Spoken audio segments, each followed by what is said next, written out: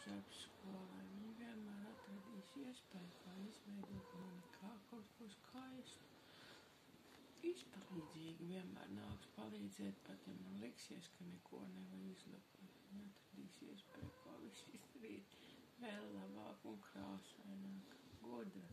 Viņa vienmēr zinās pareizās atbildes uz visiem jautājumiem. Tā vēl nemaz nav. Arī mammas ir tikai cilvēki.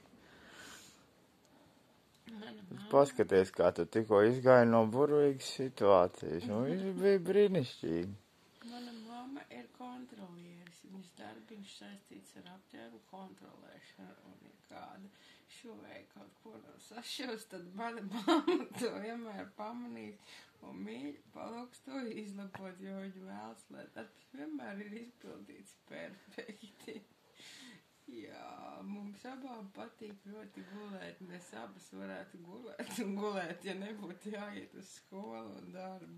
Vēl manai mammai patīk rokdarbi, viņai patīk šo tamburēt, pēļot, viņai sanāk paši skaistākā spēļu rokas spraudzīs. Tā nav taisnība.